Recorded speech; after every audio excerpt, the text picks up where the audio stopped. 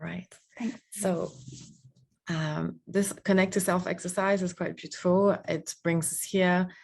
We find that like it allows us to focus in the very present moment, and a really huge part of the authentic communication practice is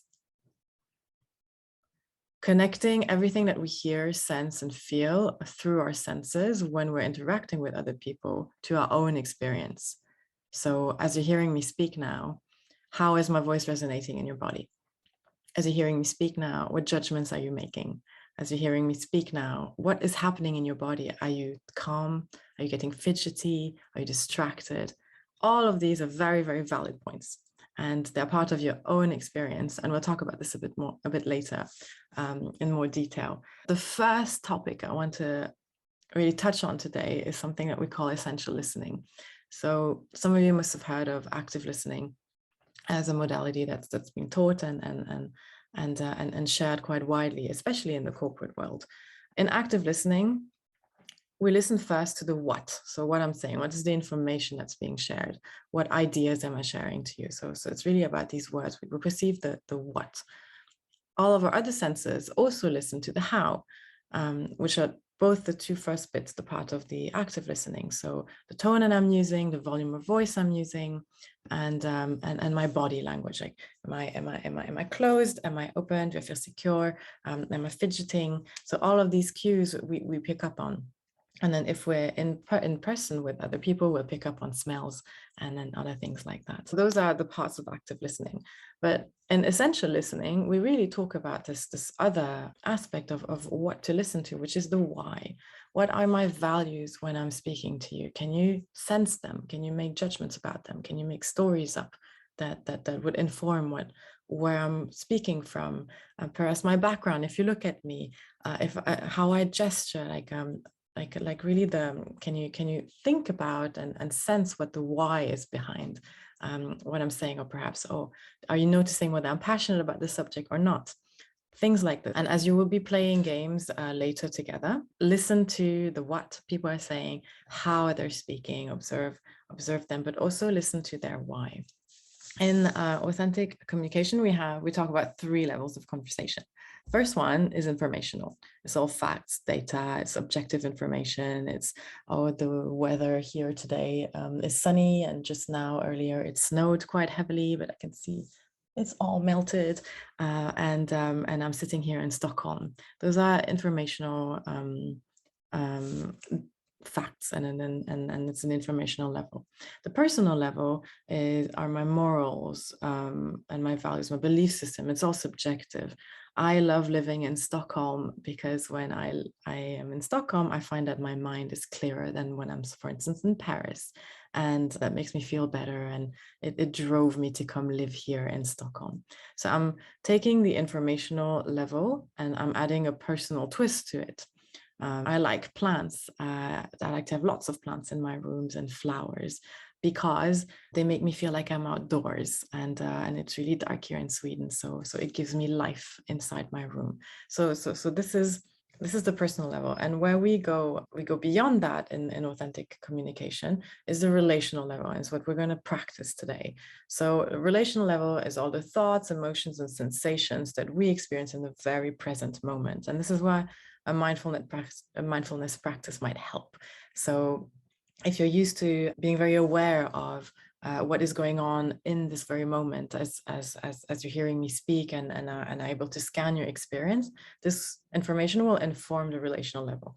However, if you're not aware, you can start practicing today, and it's actually not that hard. As I'm speaking to you right now, I'm noticing that my legs are crossed, and I'm noticing my speech just sped up, and that I'm a little bit nervous. So these are very present moment sensations, but that just pertain to this reality of the here and now. And as I'm saying this, I'm thinking about the fact that I didn't go swimming this morning. I feel a bit guilty about it. And you see that the quality of what I shared has been a bit different. I saw some of your faces smile as I shared this information. So the relational level is more authentic, it's more vulnerable, and it's actually, and it's relational and not personal at all. And this is a space that's actually very safe, because personal information can be very private, can be very vulnerable to share.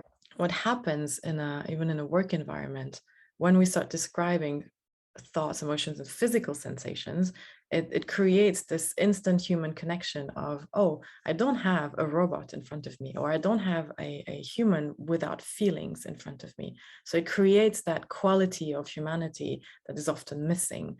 And there's something that happens. It's a call to empathy. It's a call to, oh, they're having a physical sensation. That doesn't feel quite right. How do I feel? And it's almost like something that happens automatically and then on a subconscious level. So all of this, of course, is very theoretical.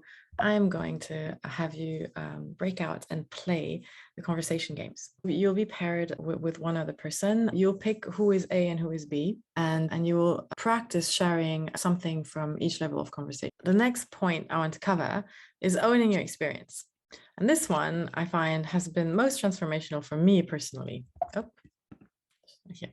So what does it mean to own our experience? As humans, we like to make truth claims.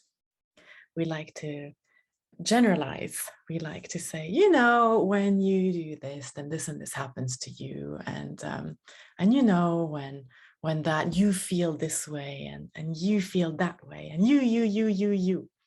And so in authentic relating and nonviolent communication world, you is really a word we try and not use at all.